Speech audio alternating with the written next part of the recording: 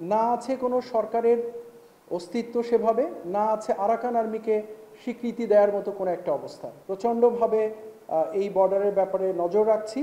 এক লাইনে যদি উত্তর দিতে চাই, অবশ্যই আমরা কম্প্রোমাইজ করিনি বর্ডার, এবং যতক্ষণ পর্যন্ত আমাদের গায়ে বিন্দুমাত্র শক্তি থাকবে, will never compromise that. This is our country and will protect it at any cost.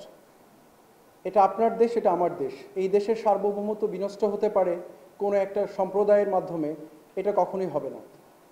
এটুকু আপনার উত্তর বলতে পারি। আর যদি আর একটু গভীরে যাই যে আর্টসা অস্ত্র নিয়ে আসছে, মুভমেন্ট করছে, সে ব্যাপারে অবস্থান কি?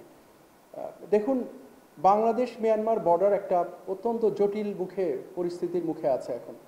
এখানে কোনো মিয়ানমারের যে সরকার, যেটা আমরা বলি, যেটা তাদের সেই সরকারের অস্তিত্ব বিলীনের পথে।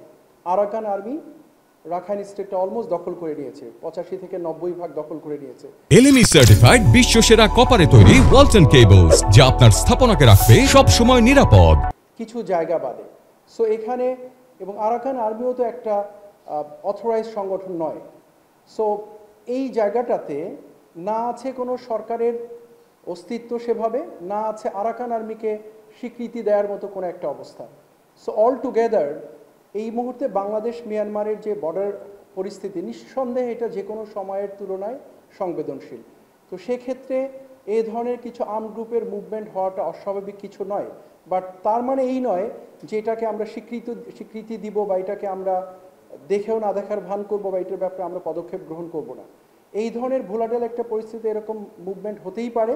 বাট আপনাদেরকে আশ্বস্ত করতে চাই, বিজিবি প্রাথমিকভাবে এবং ডেফিনেটলি সাপোর্টেড বাই আর্মি, আমরা প্রচণ্ডভাবে এই বর্ডারের ব্যাপারে নজর রাখছি, এবং এখানে যেন পরিস্থিতি এমন সৃষ্টি না হয় যেটা সার্বভৌমত্বে বিঘ্নিত করতে পারে।